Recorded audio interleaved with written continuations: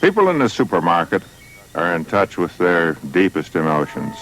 In times of depression, recession, the shopper is wondering if her money will continue, if she will have any to spend the next time she pushes a cart. In times of boom and inflation, she wonders if next time there will be anything she can afford. In recent times, this last worry has been the worst. It's the special terror of the person whose days of work are over, whose income for the rest of life is given, will never increase. What happens if that money ceases to sustain life or accustomed respectability? What will happen to me, to us?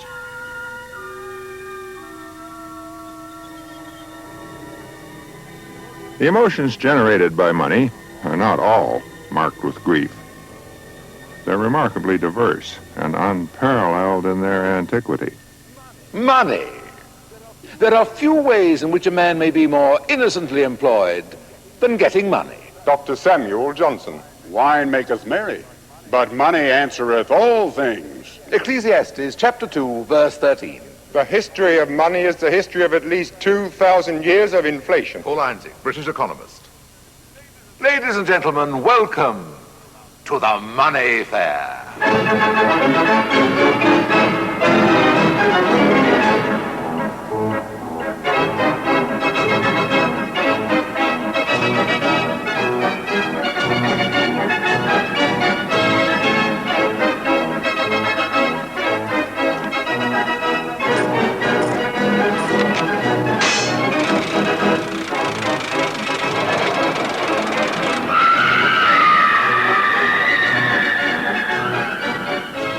Money buys access to all parts of the human carnival, all the booths at the fair.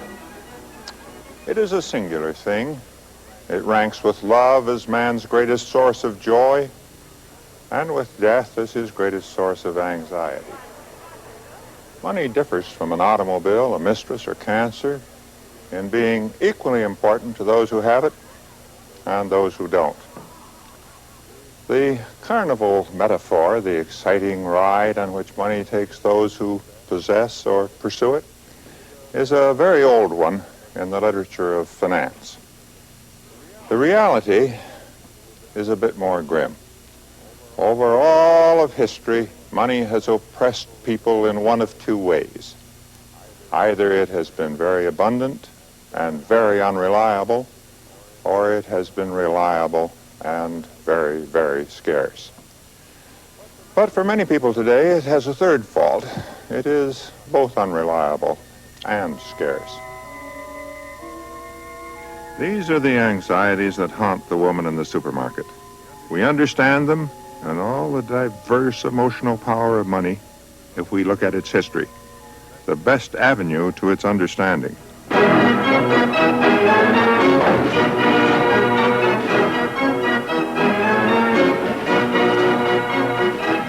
Over the centuries, money has had a wonderful capacity for taking people on a kind of carnival ride. Sometimes, as I've said, it's been abundant and unreliable, sometimes reliable and very hard to get. The carnival metaphor emerges from what money has done to people, and also from the superb gallery of innovative rogues, rascals, and quite honest men who made its history. John Law, a fugitive Scot in Paris who showed how a bank could engineer a truly colossal boom and bust. William Patterson, another lowland Scot, who originated the most prestigious of all monetary institutions, the Bank of England. Alexander Hamilton, who gave the new American Republic a stable currency, tried unsuccessfully to give it a Bank of England. Nicholas Biddle, who took up the battle to give the United States a central bank and lost.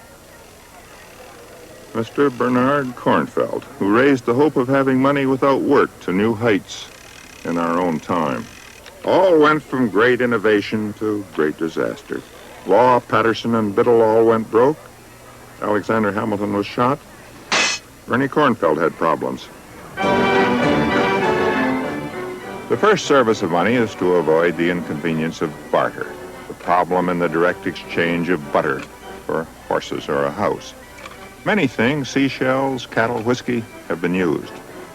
For 2 centuries, Virginia and Maryland used tobacco, and in Virginia, nothing else has so far served as money for so long.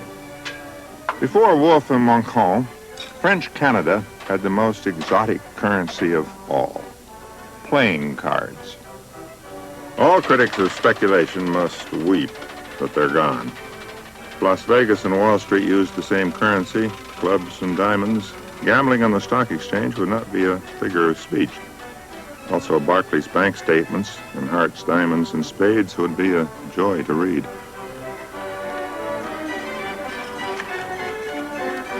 Metals, gold, silver, copper, were the commodities most often used. Weighing chunks of metal was a nuisance. Coinage, pieces of metal of specified weight, eliminated that need for weighing. The ruler's head was stamped on coins to inspire confidence, or so it was said. John Maynard Keynes held that more often it was a thoughtful personal gesture by the ruler to himself. The singular feature of every monetary invention is the resulting search for ways and means to its abuse. After coins were invented, rulers and private entrepreneurs joined alike in clipping, sweating, or otherwise debasing them. The idea was to keep some of the precious metal and make a worse coin do the same work. This had great consequences, to which I'll come in a moment. Coins, we might note, are now largely obsolete.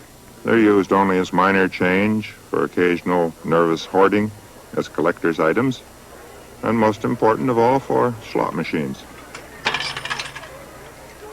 After coinage, the next great invention was the manufacture of money by a bank. This was wonderful, true magic, and so it still seems. It gave bankers much prestige and required that they have great solemnity of manner. No one wants a funny man with a real license to manufacture money. The last great step was government paper money. This in the West was the invention of the British colonies in North America. Coins, banks, government paper required another invention, the central bank, something to regulate the manufacture of all this money. These are early pictures of the Bank of England. Historians agree that almost everything we know about central banking was learned here by the Bank of England.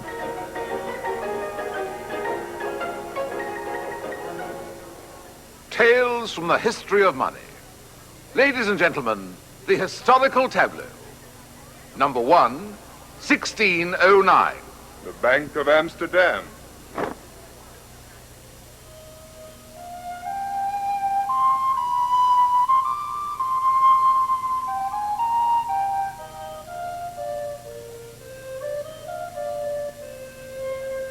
A critical step in the history of money was taken here in the city of Amsterdam in the early 17th century.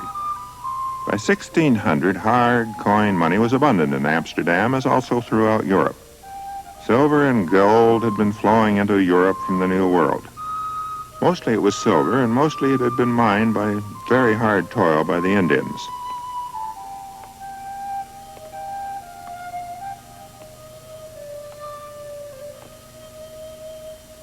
Silver at the beginning of the 17th century, the time we're talking about, had become especially plentiful.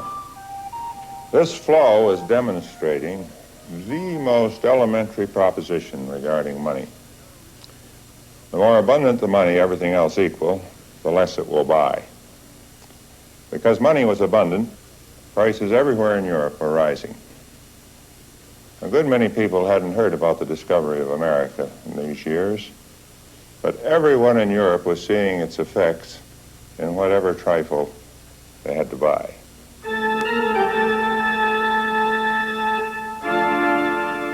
However prestigious and upright the trading community, there was still that irresistible urge to tamper with the money, to sweat and clip the coins and make less metal do the work of more. The range and variety and quality of the coin available in Amsterdam was appalling.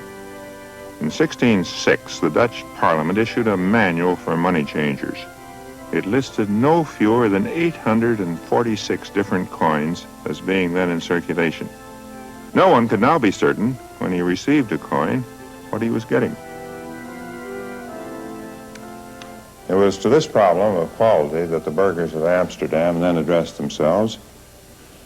They created a bank owned by the city, and the bank solved the problem of the quality of coins by going back to weighing to decide how much metal of what purity was in the coins. In doing this, the town fathers pioneered the idea of public regulation of the money supply by a public bank. A merchant brought his wretched coins to the bank. The bank weighed them, scales like this. The deposit of the pure metal was then made to the merchant's account in the bank. This deposit was a highly reliable form of money. A merchant could transfer it to another merchant. The recipient knew that he was getting honest weight, that there was nothing funny. Then came the second discovery. The deposits that were so created did not need to be left idly in the bank. They could be lent.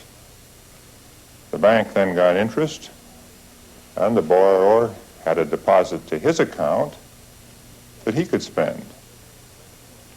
But the original deposit still stood to the credit of the original depositor, and that too could be spent. No one should rub his or her eyes in amazement. Money, spendable money, had been created. Something that's still being done every day. And creation of money by a bank is as simple as that. The important thing is that the original depositor and the borrower must not come at the same time for their deposits, for their money. They must trust their bank. They must, in a sense, believe that the bank isn't doing what it is doing.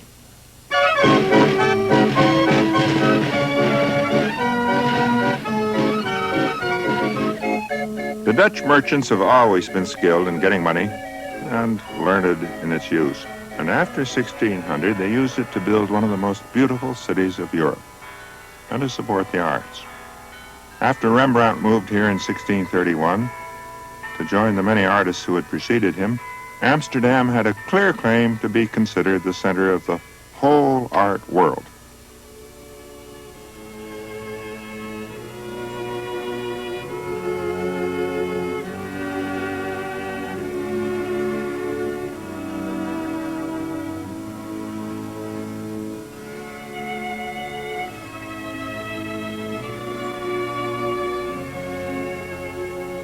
Patronage of the arts, painting, architecture, urban design, proved that a family deserved the money that it possessed.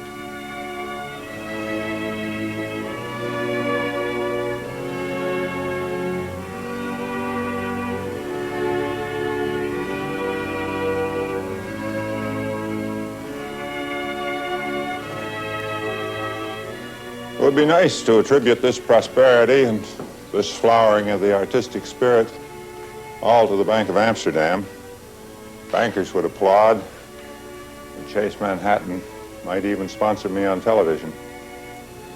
But as might be imagined, other factors were involved. Amsterdam was admirably situated on one of the outlets of the Rhine. It was also a tolerant place. Men who wanted to make money could do business here regardless of race, creed, or origin. And much of its prosperity was made by its Huguenots and Portuguese and Spanish Jews. This elegant house, by the way, is still owned by the Sixth family. The Sixth family were Huguenots by origin. Rembrandt was a friend of the family. His name still appears in an early guest book. And one of his great portraits, that of the first John VI, is still in this house.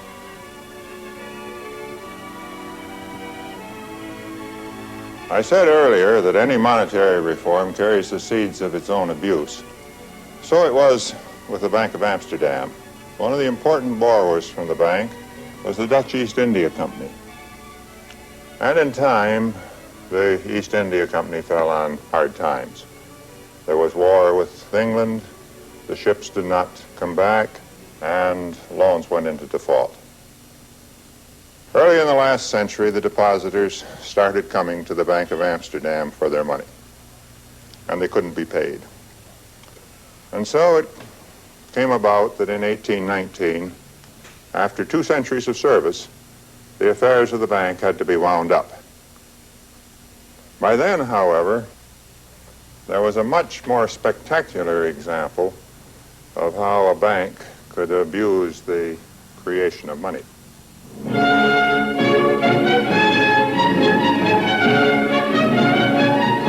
The history now moves to Paris, more elegant, more theatrical, although not more beautiful than Amsterdam. Louis XIV, having lived too long, was now dead. His heir was only a boy. The realm had great debts and little money. The regent was incompetent, intellectually as well as financially bankrupt. Such men in such straits are open to persuasion, any promise of magic.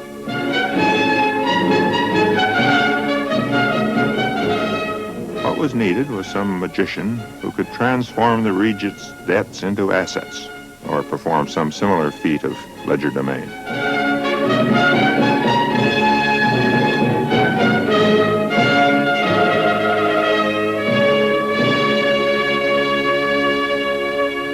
As it happens, a very accomplished rascal was available. So accomplished that some historians regret the word rascal. His name was John Law. These are his rooms in Paris. Law was the son of a well-to-do Edinburgh goldsmith who was also a banker. Goldsmiths in those days were often bankers because they had good strong boxes. He had come to Paris a few years before, not wholly by his own choice. He was wanted in England on a murder rap. He'd been unduly successful in a duel. In addition to dueling, he was an accomplished gambler. He was said to have met the regent in a gambling hall, and he had a genuinely innovative mind in other fields of finance. In 1716, Law got permission from the regent to establish a bank, the Bank Royal. This then took over the debts of the regent and those of the realm. These debts were then paid off with notes of the bank. This considerable endowment served Law's purposes in 2 ways. The notes that his bank were issuing were backed in principal by gold and silver. The needs of the regent being large, the note issue was also very large. By no stretch of the imagination was there enough gold and silver in France to redeem the notes. So the imagination was stretched to include Louisiana, where it was held. The gold and silver were available in unlimited supply, mountains of precious metals.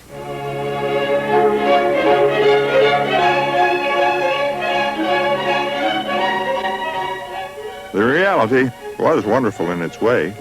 Forests, swampland, rich farmland, great rivers, but unfortunately, no gold. John Law was not deterred. He organized a company to conduct trade with this territory, the Company of the West, known ever since as the Mississippi Company. And the company held absolute title to all land from the Gulf of Mexico to Canada, from the Rockies east to the Alleghenies. An excellent piece of real estate. And the regent made John Law the titular lord of this manor, the first and only Duke d'Arkansas. The year 1719 was a truly wonderful time. Law's notes went out by the hundreds of millions to pay the regent's debts. People paid off in the notes, rushed to buy stock in the Bank Royal, the wonderful machine that was making the money, or in the Mississippi Company that was thought to be mining the gold. The stocks went up and up. It's to this year that we owe the useful French word millionaire. Crowds also swarmed here to the Place Vendôme, to Law's headquarters. Some hoped to catch a glimpse of him. Some, on one pretext or another, hoped to get inside. Those who got inside asked Law to sell them stock. Women investors, the histories tell us with much pleasure, offered themselves as an added inducement. This must have been an interesting experience for someone from Scotland. Anyhow, it would have been an interesting experience for anyone from the part of Scottish Canada that I came from. If there were occasional doubts, there were also means of dispelling them. Criminals and mendicants were flushed out of their accustomed haunts, marched through the streets with shovels, as though on the way to New Orleans to mine gold. And some actually went. Quite a few were soon seen in Paris again, having sold their shovels. Ladies of medium virtue, as literally they were called, were also recruited as wives. It had seemed a perfect circle. Law's notes going out to pay the regent's debts, coming back to buy the stock. But there came a day in 1720 when serious doubts developed. People brought their notes not to buy stock, but to the Bank Royale for the gold and silver that were not there. The gold and silver that, by the nature of banking, and this bank especially, were not there.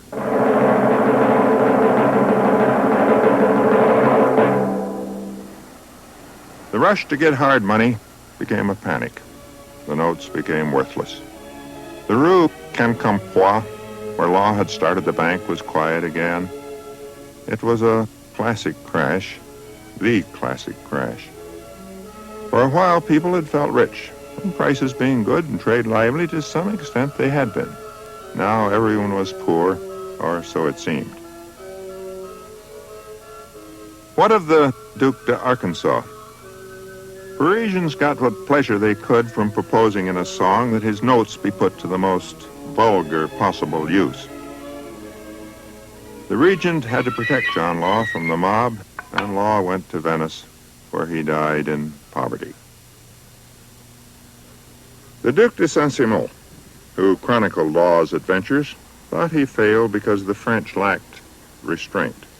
The English would do better.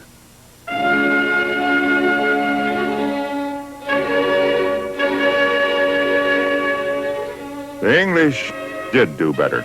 20 years before Law's arrival in Paris, a fellow countryman, William Patterson, also from the Scottish lowlands, had sold essentially the same idea to William of Orange. William, like the regent, needed money. He too got it in return for the right of a bank to make loans with newly issued notes. In 1694, out of this bargain, the Bank of England was born. Patterson was soon thrown out, most likely over a conflict of interest.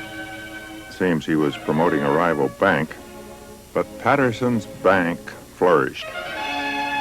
Central bankers the world around still bask in its aura.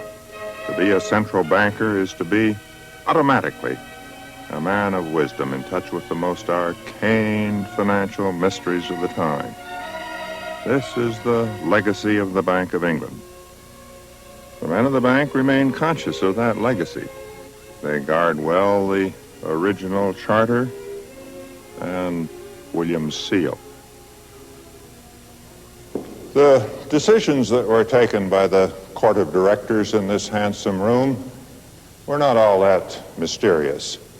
With a little diligence and attention, they could have been understood by the people who marveled at their wisdom, and they can be understood by you.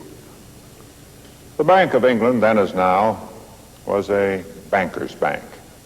As such, it loaned money to the everyday banks, the banks where people keep their money, and the banks where businessmen get their loans.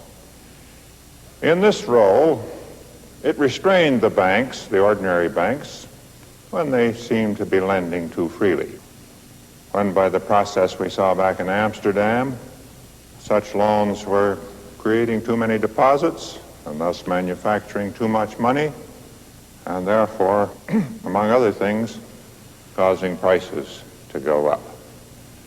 The bank restrained such lending by the commercial banks by putting up the interest rate it charged. This was called the bank rate.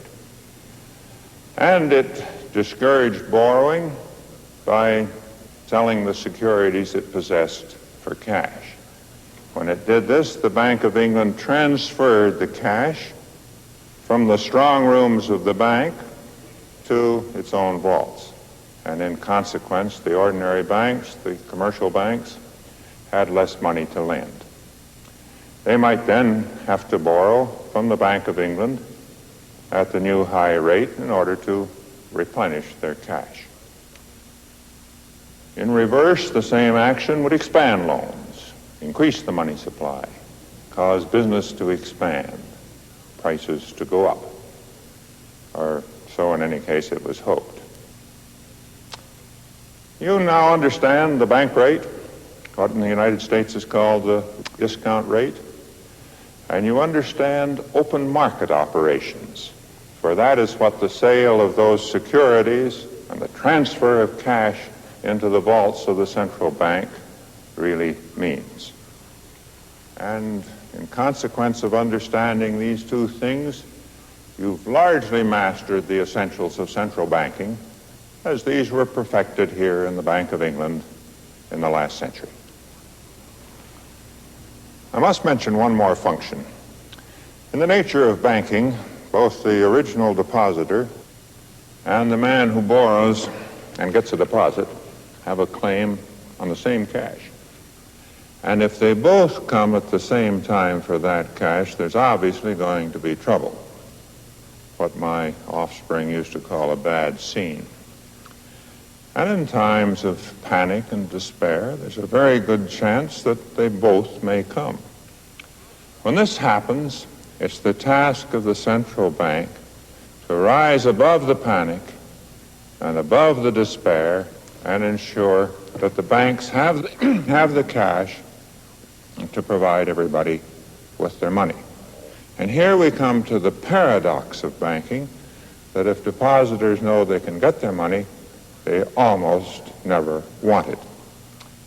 In the last century, the Bank of England came to supply this assurance by supplying the commercial banks, or as in England they are called, the clearing banks, with the money to cover all of the claims that were made upon them by their depositors. It perfected the further function of the central bank, which is to be, as it's now called, the lender of last resort.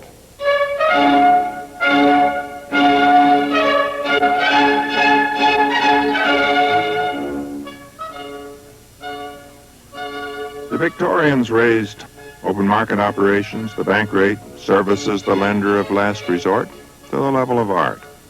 Men heard with grave attention that the bank rate had been raised or lowered. They didn't know what it meant, but they knew it was an act of extreme wisdom. Wisdom hadn't come as easily as the Victorians supposed. The bank had narrowly escaped involvement in the South Sea bubble, and it was caught up in later periods of speculative euphoria.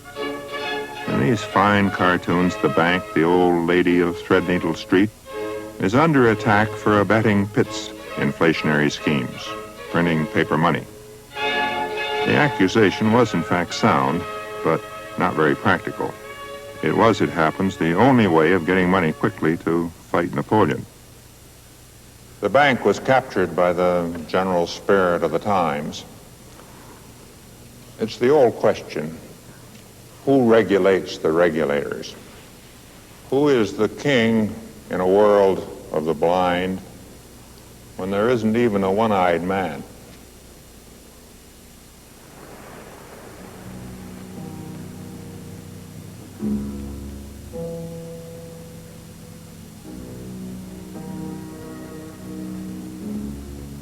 If central banking belongs to Britain, paper money, government paper money, belongs to America. No people have ever rivaled Americans in their faith or delight in monetary experiment. It began in the colonies. And out of this experimental instinct, paper money was born. The birthplace was here in Massachusetts. The year was 1690, 4 years before the Bank of England was born. Massachusetts soldiers had just returned from a failed campaign against Quebec, where in the same years that playing card money was coming into use. Angry soldiers can be annoying, so they were given notes promising that one day real money would be paid.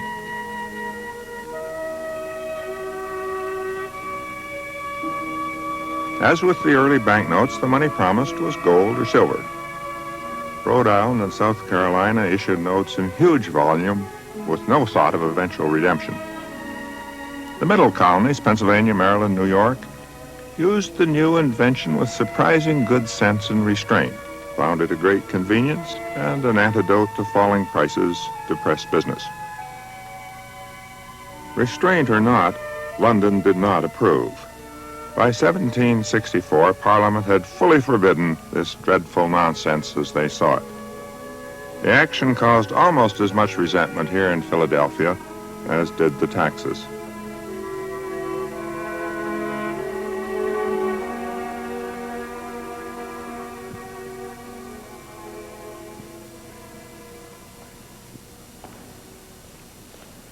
If you're planning a revolution, you should first of all, no doubt, get a cause and an army.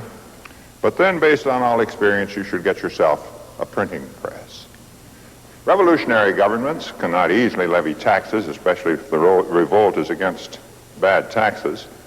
Their credit isn't likely to be good, so they can't borrow. And there remains only the printing of money.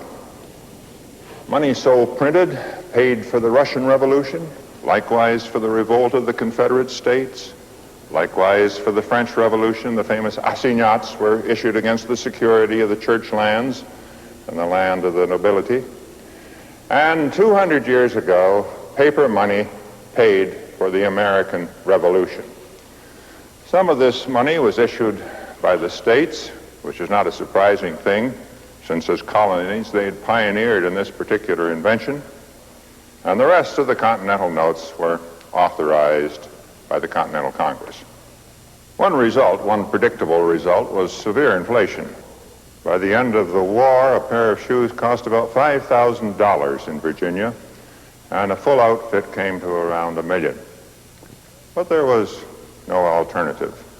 The colonists, as all know, were greatly opposed to taxation without representation, a principle that was first discussed here in Carpenter's Hall in Philadelphia. And also, a very much neglected point, they were almost equally opposed to taxation with representation. No one thought that the new republic was even a passable credit risk, so only one thing remained: paper money. It was paper money that saved the day. This has, on the whole, never been admitted. When the war was over, the sound money men wrote the history, and they could not have it said that the United States had been conceived in financial sin. So they held that the financing of the revolution was a terrible mess, without ever explaining what would have been practical as well as right. And their view persists pretty much to this day. The Continental note has come down to us only as a symbol of opprobrium. Something is not worth a Continental. The historians even edited Benjamin Franklin. He was a powerful advocate of paper money, and he also printed it on his own press. This is scarcely mentioned. Children are told only that Franklin was a great man in diplomacy and thrift and electricity. The paper money served a high function, but no one liked the resulting inflation, and in consequence, the Constitution forbade the states to issue paper money, even as Parliament had done. It also intended to forbid it to the federal government as well, but the Supreme Court amended the Constitution on this point. Banks had also been prohibited by the British, On these, there was now no prohibition. If the government could not print money, the banks could. A man could set up a bank, print notes, make loans in these notes to himself and to his friends. These would buy horses, cattle, machinery, put the borrower in business. A wonderful thing, a bank. The citizens of the new republic discovered banking as an adolescent discovers fornication. The wonder was not shared by the Eastern merchants and bankers, to whom the notes came as payments for goods or debts. They wanted money that could be redeemed in gold or silver, held, sent on to England to buy goods. Here were the seeds of the most persistent political conflict in American history, and after slavery, the most bitter. It was between the men who wanted good money and those who wanted the bad money that was so good for putting them in business. The conflict began, actually, with Alexander Hamilton, the first Secretary of the Treasury. He redeemed the Continental notes at the substantial rate of 1 cent on the dollar, the act of a sound money man. He also established a central bank on the lines of the Bank of England to keep the new state banks in line. It lasted only a few years. The high point of this struggle over good and bad money came in the 1830s. The combatants, Nicholas Biddle, president of the Second Bank of the United States, here hydra-headed, sinister, Andrew Jackson, president of the United States. Biddle was preeminently a member of the Eastern establishment, as the Biddles have been ever since. Andrew Jackson spoke for the frontier, Tennessee. Biddle's second bank, like Hamilton's first, was intended to keep the small banks in line. It returned their notes for collection in gold and silver, forced them to keep their note issue in reasonable relation to their hard cash. This limited the right to create the money that for the frontiersmen seemed like magic, and often was. 1832 was the year of the historic showdown. Early that year, the Friends of the Bank in Congress, led by Henry Clay, renewed the charter of the bank. Jackson came back with a stinging veto. Presidential election was then fought on the issue. Biddle had the money. Jackson had the votes. The bank was defeated. Money doesn't always win. Power is also a one-time thing. Biddle very soon went broke himself.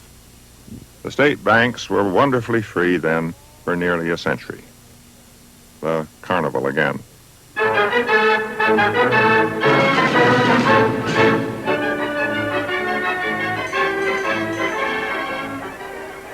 Once Biddle's hand had been lifted, the state banks exploded in number.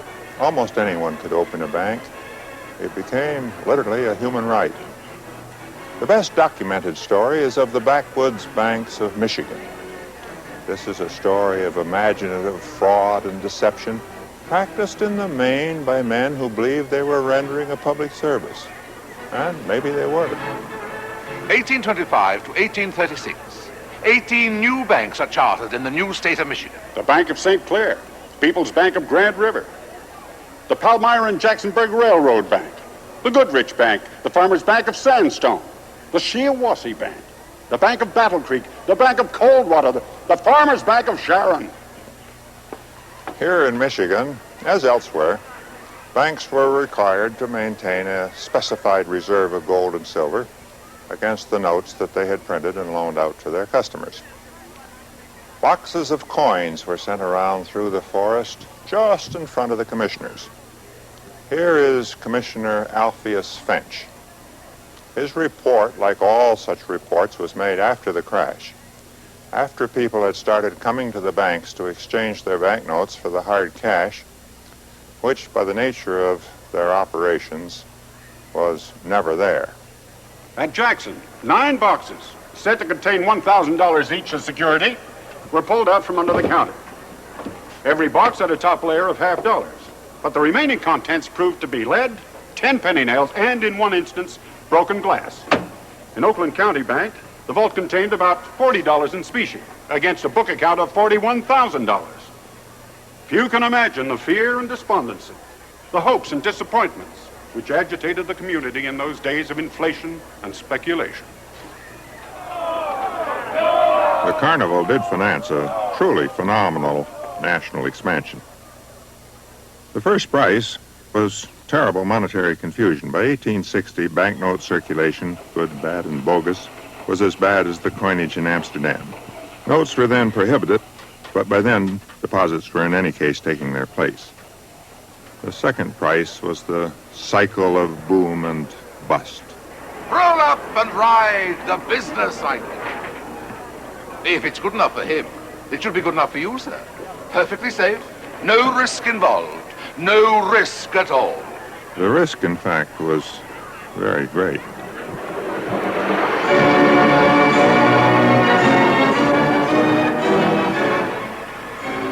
This perilous ride, this cycle of boom and bust, continued through the last century and into the present one.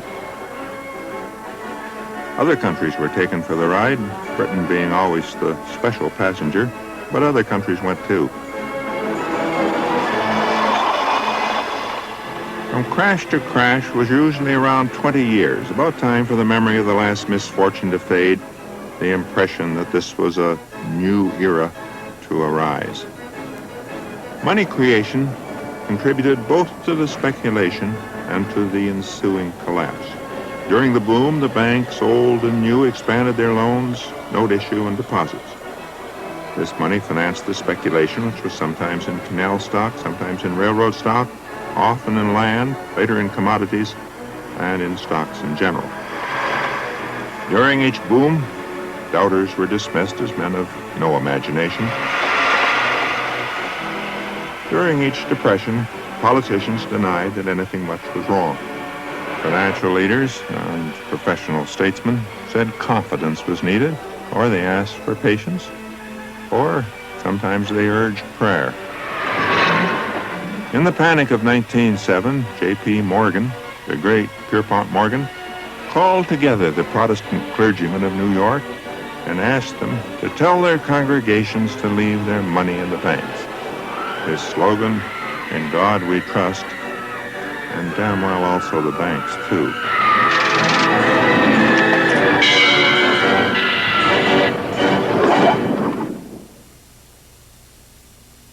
The trust was misplaced, especially as regards the small banks. In depression, they failed by the hundreds. The money the people lost could not be spent, and this deepened the depression for everyone. The solution after 85 years was to reverse the Jacksonian victory, create a central bank. It would regulate lending, money creation by the subordinate banks, just as Biddle had attempted. And in 1914, a central bank was established.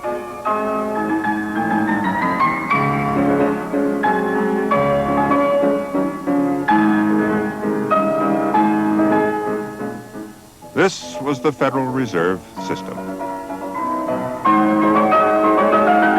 Here from an early educational film is its view of its task, and it's very positive. This view economists have shared. They teach lovingly of its functions, even have an affectionate or slightly repellent nickname, the Fed.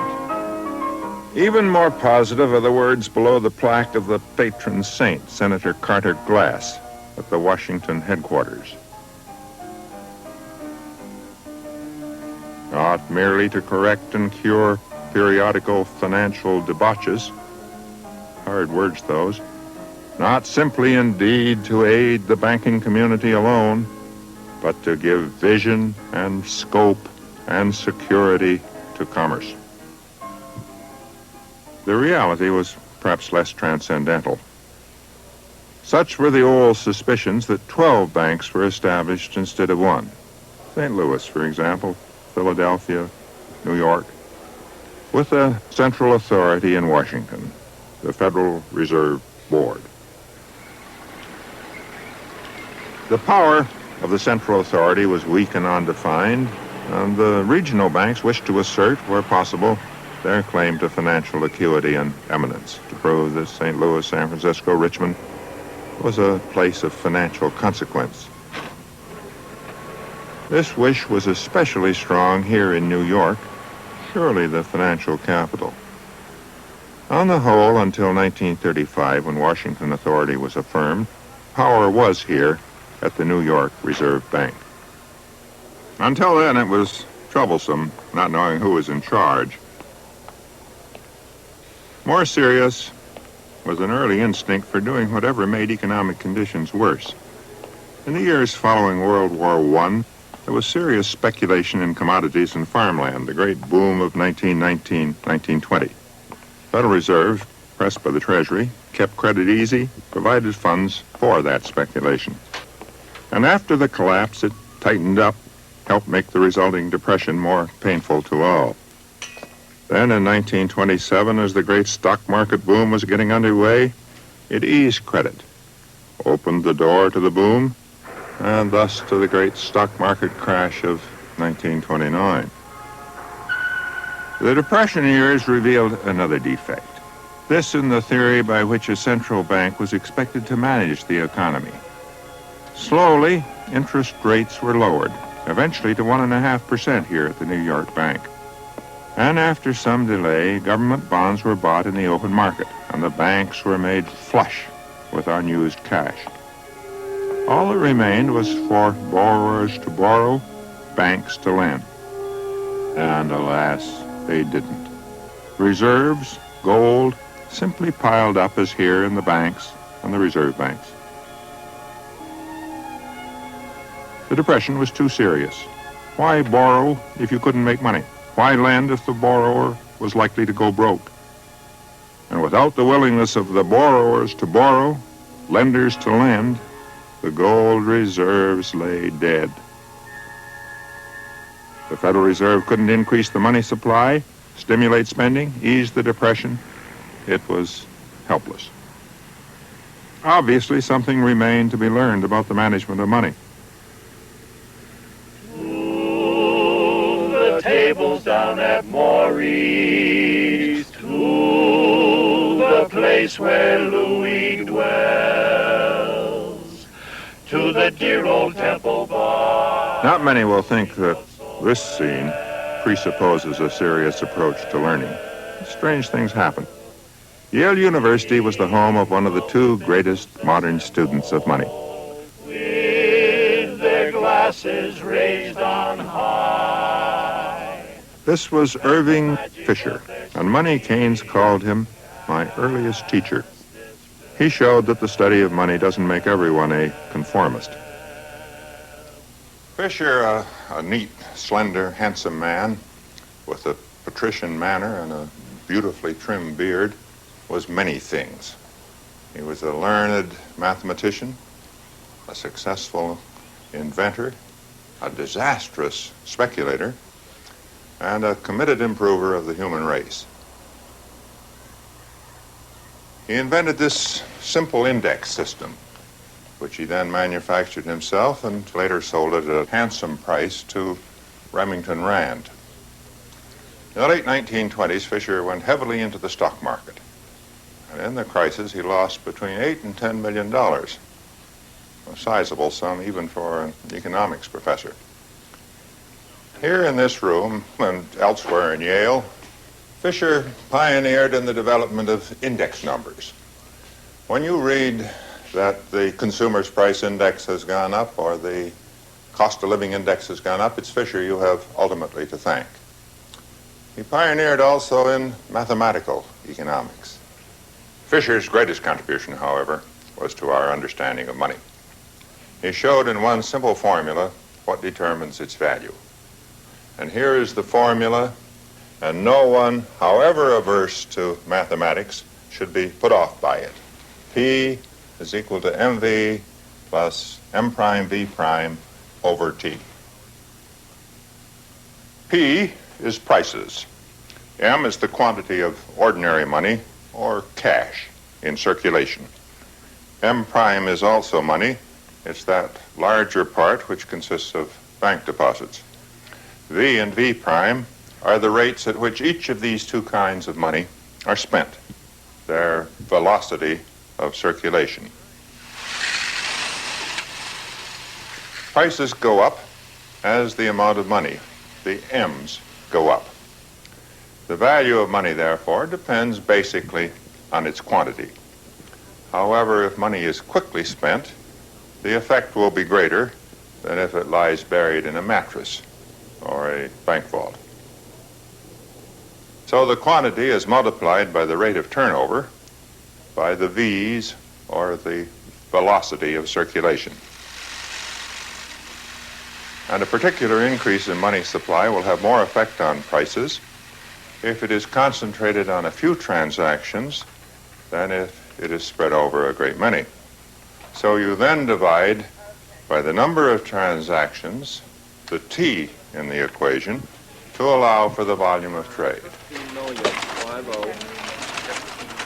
Let me repeat it once more.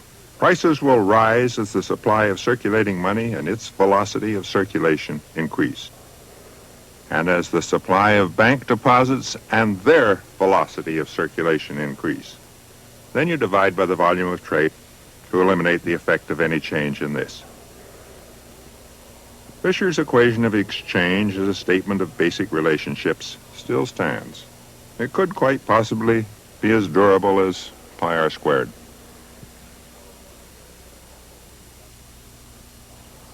For Fisher, however, the equation was no mere description of how things work. It was highly operational. By increasing or decreasing the supply of money, he concluded that you could increase or decrease prices. So by regulating the supply of money, you could regulate prices. And this Fisher proceeded to urge. In the 1930s and the Great Depression years, prices were painfully, distressingly low. And so in 1933, in a very restricted form, Fisher's proposal was adopted. The gold content of the dollar was reduced. For the same gold, there could be more dollars, more money. It was hoped that prices would rise and that business and employment would also improve. It didn't, in fact, work, partly because the government kept most of the dollars in a special treasury fund. But Fisher's own formula showed how this and similar later efforts could be frustrated. For as money was created, people, and frightened people as they were in the years of the Depression, could simply hold on to the money. And in this way, falling velocity, falling V's, could offset the increase in the quantity of money. Also, bank deposits, as we saw back in Amsterdam, increase only when the banks lend money. And in the 1930s, the banks were also very frightened. And they too froze up, did not lend. Irving Fisher's great idea was that the supply of money would and should be controlled. The monetary system would no longer be a carnival ride made exciting by the accidents of gold discovery or non-discovery and by the wilder swings of pessimism and optimism of the bankers. Fisher showed how the supply of hard money could be increased by changing the gold content of the dollar and making the same amount of gold provide more money. What he could not ensure, especially during a depression, was that people would spend the money that was so created, or that the banks would do their share in money creation by making loans. This was the problem, having the government create the money and then ensure its expenditure, that John Maynard Keynes was to solve. It would be called the Keynesian Revolution.